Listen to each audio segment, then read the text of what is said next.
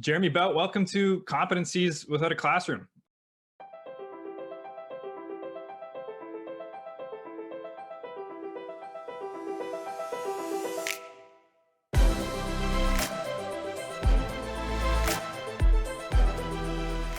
I'm pumped to have you here, Jerry. And we've known each other for a little while, but this is going to be a new conversation for some of the people listening today. So I'm super excited that they have this opportunity to hear from you. You're a great storyteller, and you have a great story to tell. But before we get into your story, Jeremy, one of the things that we do it on every episode with every guest, we ask this very same question because it helps to set a tone for the rest of the interview. And quite frankly, it's one of the big reasons why people are tuning into this podcast.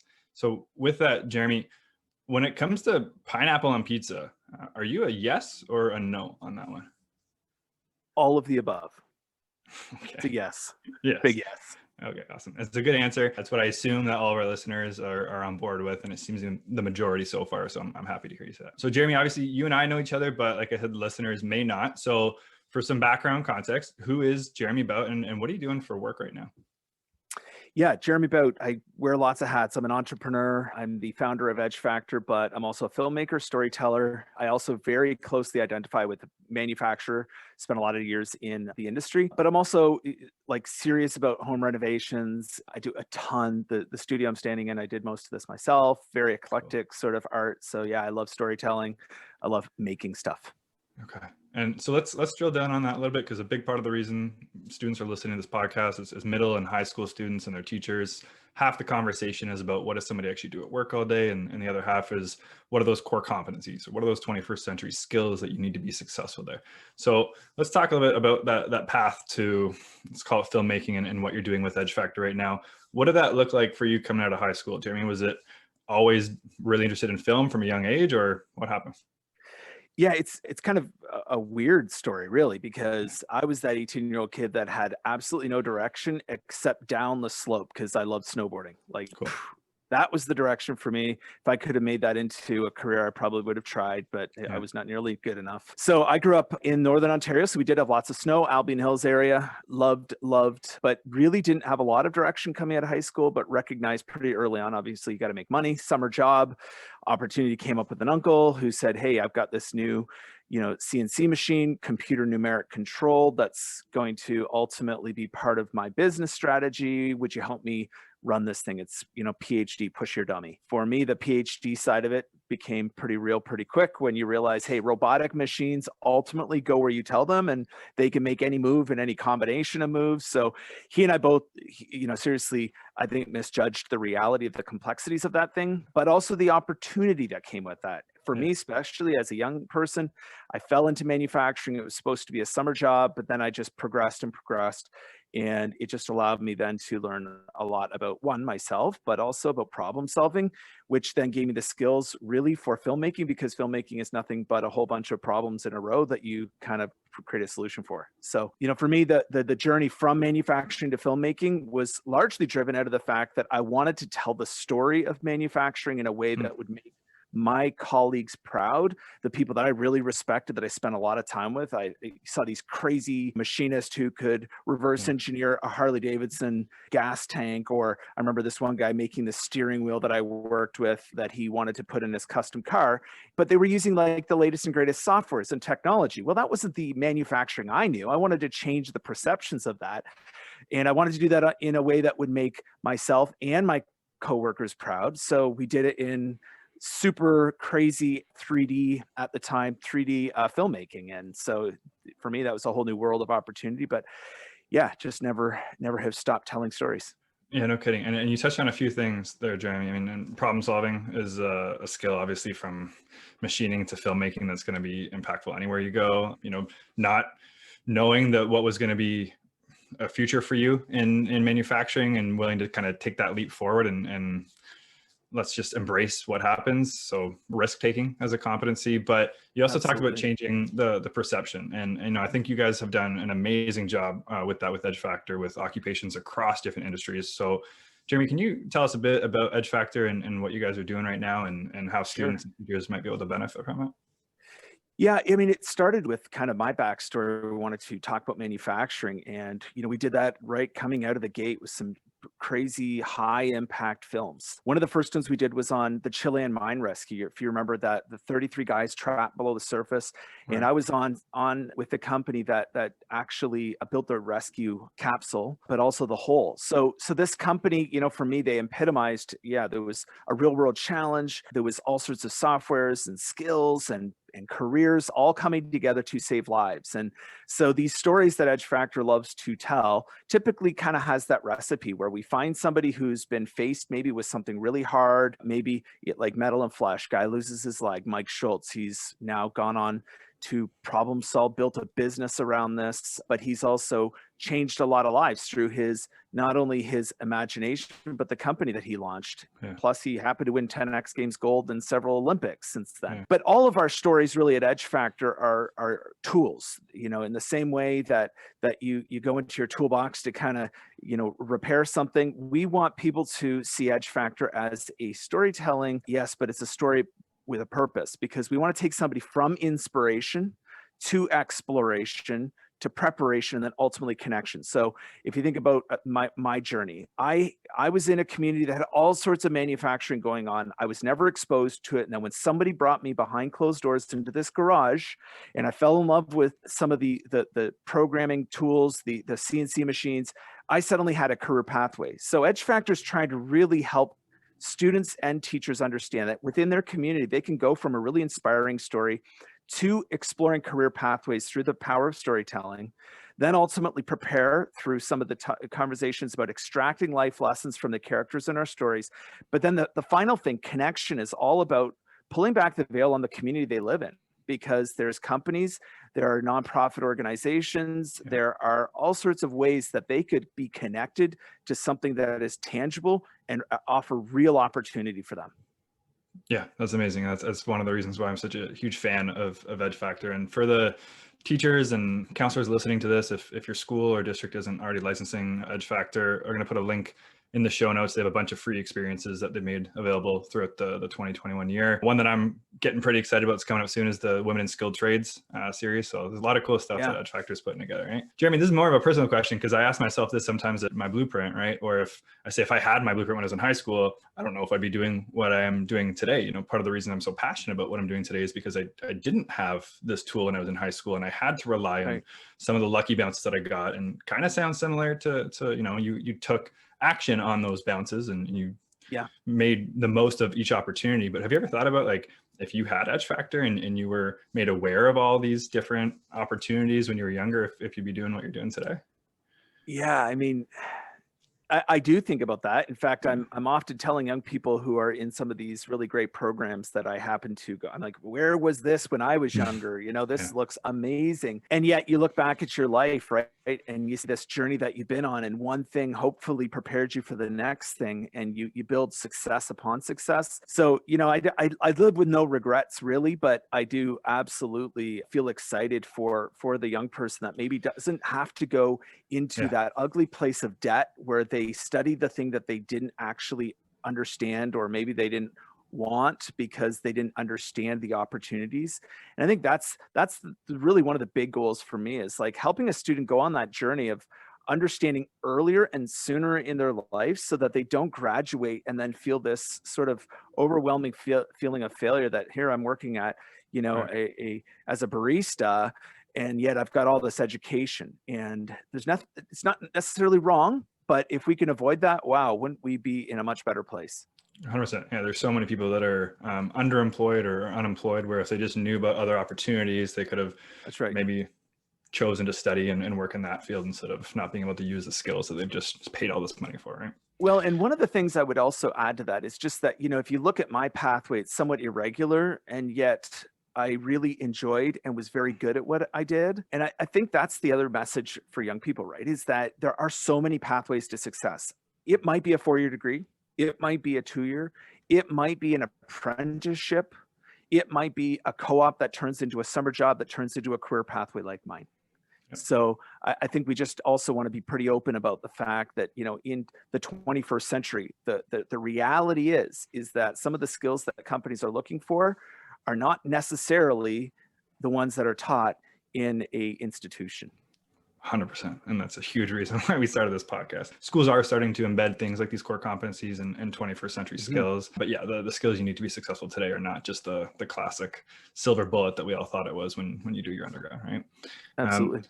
Jeremy, are you on Instagram personally? I have a personal account, but I will say that I typically talk about at Edge Factor Show. Main reason I asked this question is, I have a love-hate relationship with Instagram. I technically still have an account. I've taken it off my phone, just found that I was doing the infinite scroll when I didn't need to be. Big reason that, I dislike Instagram is oftentimes it becomes a highlight reel where people were showcasing their best of, and it's not reality, right? And very tempting. That's the reality. Like, I think all of us, in many ways, I can totally understand how that happens. Yeah, tempting and misleading, right? So usually I use this question as a segue, Jeremy, to say, what's the opposite of that highlight reel? So what's a failure that you've experienced? Could be personal or business life that you can speak to that would be important for the young people listening to this to hear about. Yeah, I mean, there are lots and lots of failures. I would say I try to create a culture of failure where we actually embrace failure and we talk about it and we learn from it and we move on from it. So, I think this is an excellent question. One, because I think we should look at failure and analyze it. If I rewind though to some of the early days of failure for me, when I look at some of the things that I've done, I remember this one moment, and it sticks with me all these years. I was probably around 17 to 18. I was working at a door manufacturing company. I was a forklift operator, and I knew the boss, and I worked for the manager. And I went over the manager's head to ask for time off. And you can imagine what that did to my relationship to the shop supervisor. And it forced me then to be kind of put into a form of punishment that I was pretty upset about and didn't feel it was fair and everything else. But I look back at that, and that was actually a failure to honor the authority structure that I was working within, and kind of trying to pull, a fast one, quite frankly. And so for me, that was something that really stuck with me, because I actually needed to go through that humbling. It was very healthy for me to go through that humbling. So oftentimes these experiences are, right? Like you're younger, you don't know what you don't know. So you learn from it and it won't happen again, right? Yeah. And that's how you learn from failures. Can you speak, Jeremy, so if you're trying to embrace a culture of failure, what would an example of that look like? Is there a time where you guys get together as a company and just openly share how you failed and what you learned from it? Or what does that look like? Well, it's interesting, right? Because when you are a filmmaker, entrepreneur, if you look, I have more coders now that work for me than filmmakers. So we are a software developer. We are now more of a tech company than we are a film company. And in the middle of all that, if you're not failing, you're probably not trying hard enough, and you're not actually being successful, because success always comes through failure and embracing failure and learning from it and moving on from that. And so you really need to allow people to try things and to fail, and then to move on from that. Otherwise, nobody's going to be trying anything. And so embracing a culture of failure means that you push hard for goals. And if you miss it, you analyze why you failed to meet your goal. And then, I would also say really looking at your people. For me, helping people understand that you are only going to be good at so many things, and that's okay. But in the areas that you fail to be everything we need you to be, we need people to come alongside you. And so just being open to the fact that I am me, and I will be good at certain things, but not everything. I will fail at certain things, really makes me more humble and creates a culture of teams that can help each other. It's an amazing culture. It's what all the winning cultures from everything I've read have in common, right? And it's, we'll come back to it a little bit later in the strong opinion section, but you talked about if you don't shoot for the big thing and fail, like one of the things I've been reading a lot about personally lately is this ungrading movement, or teachers going gradeless, with all the issues that come about with grades. And with the traditional education system, the way it is right now, I'm not going to try to do the hard thing and learn from that experience because I know that I'm going to get a grade from it. I need a grade to get to school. So I'm going to choose the easy route. I know if I read the shorter book that I've already read in the past, I can probably get a better grade than reading that longer, more difficult to read book that's going to be a bit more challenging, right? So there's a lot to unpack there. That's not what we're doing today, but I love that you have that culture built in, right? Speaking of culture, so Jeremy, let's talk about when you're hiring at Edge Factor. The way I usually like to ask this question is, so it's a hypothetical scenario. You're hiring for a role, you have two candidates, and they're applying for one role, there's one spot, but they have basically identical resumes on paper. What's that one, core competency, that 21st century skill that you found over the years? Like, what do you look for in the candidate that's going to separate the successful one from the other? Well, first of all, I have done lots of hiring over the years, and I have learned that I'm not very good actually at picking that perfect person out, because I think we're starting to we don't tell people actually when they come for a job interview at EdgeFactor, we don't tell them what we're hiring them for. Because what we found is that so many people, the good people, we might hire them with a thought that they're going to be here, and we actually they're not perfectly suited for this, but we like them so much that we figure out what they are good at and we'll slide them over here.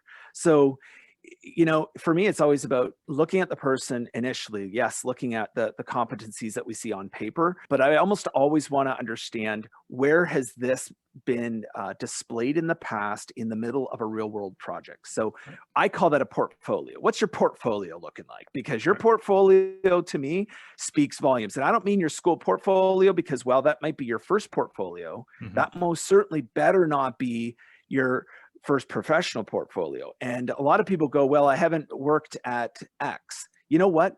For me, I look almost straight away at a portfolio that's full of, this is something I did on my own time. Shows me that you have drive. You weren't compelled to do this by a teacher. You did it. I'm looking for, volunteer positions. I want to see that you are multi-dimensional. You can think in outside of your own selfish world. I want to see, how are you serving other people? Because when you're on a team, you need to serve. I don't care what position you're hired into. So for me, a lot of those things tip me off to the fact that you are actually a self-starter, you're a problem solver, and other people want you in their lives outside of, let's say, a work situation. That often tips me off to the fact that somebody's really a worthwhile candidate. Yeah, I love that answer. And those people, they're easy to spot when they have that in front of them, right? It's that prove it with a portfolio. Yeah, because in life, you're not going to be, especially at companies like yours, like My Blueprint, they're not massive companies. You're going to be wearing a lot of hats, and That's right. You can't just be waiting to be told what to do, right? So when we're hiring, we're looking for that person who has displayed initiative outside of the class, outside of the typical work structure, and found things to do on their own and learn from those experiences to take those skills and can bring them back to the company now, right? One of the things I would also add to that, though, never underestimate. It's not just what you know, but it's who you know. And I think for that could be seen as a really big negative thing, but I'm not sure that it should be seen that way fully, because you really want to network with people when you can. If you have a local chamber or business association, if there's an area that you think you want to go into, do not wait for someone to offer you opportunity or think that you're just going to go respond in, let's say, a job opening or something like that. You have to seek these things out. And I will tell you, I'm always so impressed when I remember one time I got in the mail, weirdly, snail mail, got a resume from somebody that wanted to work for me. And even just the fact that they took the time to mail it to me so that I would be forced to open it up and look at it, that instantly was like, that's interesting. And I didn't know them, but just that extra effort showed me that there was something in them. I ended up hiring them, actually. So for me, I think that's the another thing is, like, you should show initiative and be super creative in the way you do it. I mean, we've talked about your network as your net worth, that cheesy thing, but it's so true. It's true. I love that resume example. We've talked about on here as well before, that whole idea of cut through the noise, right? If you did have a job opening in EdgeFactor, 100 people are going to apply with the button on Indeed and send the old-fashioned way, right? But the old-fashioned way, the current way. But somebody actually cut through the noise and sent you a paper resume in the mail. Nobody else did that. Of course, they're going to get your attention, right? So find ways to get attention. And one of the other things we've talked about as well is, one of the core values we have at My Blueprint is wants to be here. So for that person taking the time to mail you a resume, they want to be at EdgeFactor. I guarantee they didn't do that for 100 other companies. It's easy to hit apply on Indeed to 100 companies. It takes a lot more effort to print, mail, stamp, all that stuff, right? Yeah, cool. Absolutely. Jeremy, what's a life skill that you weren't taught in high school, but maybe that you wish you were? I think one of the things, I was taught this at home, and they don't necessarily teach you this in a lot of places, but one thing is just owning your crap.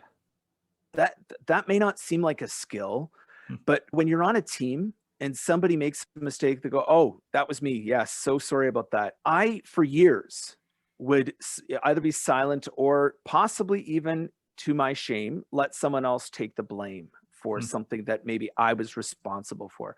I think taking responsibility is a really, really important thing. And it was emulated in my family. My parents were really good at that. But I would say that for me, I look back at some of the relationships that I had with my team members in some of the early jobs that I had. And to be honest with you, I think they were weaker than they could have been. And I was held back professionally because I was not seen as that team player.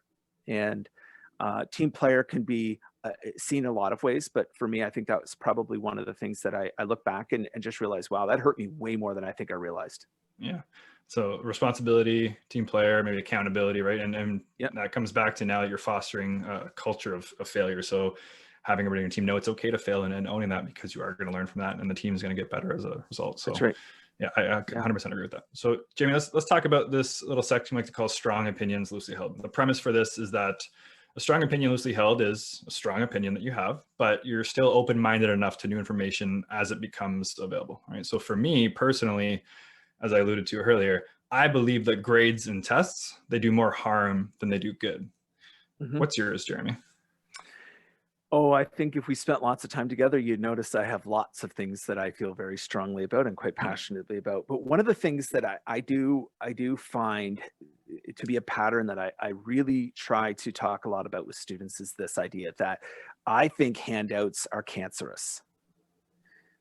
Literally, if you have just been given something, you don't value it in the way that if you had worked for it. And I think education actually in its own way is victim to this. So a lot of parents feel this strong need to pay for their child's education.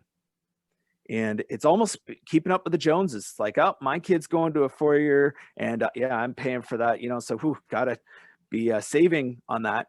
And I just don't think it's valued in the way that it would be if a student, for example, worked their summers, specifically knew that it was going to cost me X. I'm going to live within my means because I know that I won't be able to actually get through this if I don't, work hard for this. If the education, and for me, when I was a little one, that was the first snowboard. I really wanted that Kemper snowboard, and my parents didn't buy it for me. They didn't have a lot of money, did not make their budget. I had to save and save and save. I have never loved something as much as that snowboard is when I finally got it, because they didn't even let me actually put all of what I earned, because I started working pretty early mowing grass. They didn't even let me put all of my money towards that snowboard. They said 80% of your money is going into savings, 20% can be spent on that snowboard. And so for me, it allowed me to really enjoy that. But I look at this for students today and instant gratification, right? We talked a little about Instagram. We talked a little bit about, the fact that there's perhaps some unhealthy habits. I think we live in a time right now where if we can really embrace hard work as something that in and of itself is a valuable character trait, and we actually don't necessarily get what we're looking for really quickly, I actually think that's really, really healthy. And I think that when you get a handout, it can actually cause you to have almost a perception of the world that it can really breed some unhealthy character traits, where you're constantly kind of looking at the world and you're going, it owes me, instead of what can I contribute to the world around me. And it actually just totally changes you as a person, I think, in a very negative way. Yeah, I can 100% get behind that. And I have a similar story growing up, working from, a young age. Everything that I wanted growing up is something that I was going to have to buy for myself. And for me anyways, and, I've read this pretty common, that it's kind of like when you go on vacation, you're more excited leading up to the vacation than actually on the vacation itself, right? When you're working, developing those skills, saving up to buy that snowboard, it's about the process, about the journey, right? You're going to enjoy that snowboard so much more, thinking back about what you had to do to get it, that you're going to be so pumped to get it as opposed to just it being given to you. So completely agree with that, man. I feel like that you use that analogy for during or looking forward to vacation. I don't know that I have ever thought about vacation as much as I do during COVID. So I am really looking forward to whatever that looks like. That's probably me too, man. That's probably why it just came into my mind. Yeah. Okay, so let's do some rapid fires with you, Jeremy. Sounds good. You have a billboard. Everyone's going to see that billboard. You can write one thing. What does it say? Do. Yeah. Like take action. Just Yeah. get out there and do. Yeah. Yeah. Yeah. I love it. Yeah, we Okay. talk a lot internally at Edge Factor, listen, learn, do, listen, learn, redo. It's a wonderful cycle if you can live that way, because if you listen, I'm an entrepreneur, I hear there's a problem. Oh, gonna do something about it. So you listen, you learn, and you go do something about it. And then you listen to the results of what you did, learn, and then redo, because you will always have to embrace failure. IQ or EQ? You can only pick one. Which one are you picking? EQ. Yeah. Hands For down. sure. Did you have a favorite class in high school growing up, Jeremy? Probably, this is going to be weird, Spanish. I really enjoyed Spanish. I'm not fluent anymore, but I speak enough. I really enjoyed that. Cool. Was it the teacher or just the Yeah, it learning was the the language? teacher. Yeah, it was the teacher, but also language. I mean, we spent a lot of time in Mexico, Cool. so it was. I love the Hispanic cultures of the world. So for me, it definitely it's a big draw. What's a book that you've read in your adult life that has had such an impact on you that maybe you wish you would have read it before you were 18? Oh, wow. I mean, I read a lot. I'm pretty prolific, but I think, you know what? That's really hard though, because you're only ready for certain books at certain times of your life. Yeah. Okay, but there's a book right now that I'm working through. So I'm gonna give you two. Yeah. You said one. I'm gonna give you two. One is OKRs, objectives and key results. When you understand objectives and key results, it kind of ruins your life a little bit, because you start looking through everything that. But you weren't. I wasn't ready for that book until EntreLeadership. EntreLeadership, if you are at all interested in either being a leader or an entrepreneur, so if you have an idea, you want to take it from your head, connect with your hands, and go build a business, that is a phenomenal book. There's a guy out there named Dave Ramsey. EntreLeadership, just phenomenal. I really wish I'd read it, because I think I would have been way better prepared way sooner to run a company. That's awesome. Yeah, we'll link to those in the show notes. Ramsey, the financial wellness guy. Yeah. Okay. Yeah. He puts out some good stuff. Yeah. Okay. So speaking of maybe not being ready for certain things at certain ages, finish this sentence for me. If I was 18 again, I would play more guitar. Yeah. I you know what? Everybody hates it. I think we all do, right? Oh, these are the best years of your life. You'll never have more time than you do now. Yeah, it's kind of true. So in your younger years, if you can fill your time with things like playing guitar, which you can do forever afterwards, the sooner you get better at something. I didn't start playing guitar till I was 18, and I really wished I had started much sooner. Yeah, that's pretty cool. Okay, and then let's wrap it up with one more hypothetical, Jeremy. So you're the superintendent of a school district, and you're tasked with deciding one competency. So one of these 21st century skills that every student needs to display evidence of in their digital portfolio in order to graduate. What is that one skill? Problem solving. There is no question. Problem solving. You can get through anything. Yeah, and you talked about it earlier, about all the different places it was used across industry, and I can't think of a better one either off the top of my head. So Jeremy Bout, this was awesome, man. I know the students and teachers listening to this learned a lot from you. Where can everyone go to learn a bit more about Edge Factor? Yeah, edgefactor.com, edgefactor.com. Lots and lots of stuff there. You can create a free account and watch some of our movies. If you are a big fan of music, I've got a great documentary on YouTube right now called Masters of Resonance. So you can poke around on YouTube, but there's a lot to find at edgefactor.com. Yeah, okay. All right, Jeremy. Well, I hope you get some time to shred the guitar, get on the snowboard, and do some work around the house. I really appreciate you making time for this conversation. Absolutely.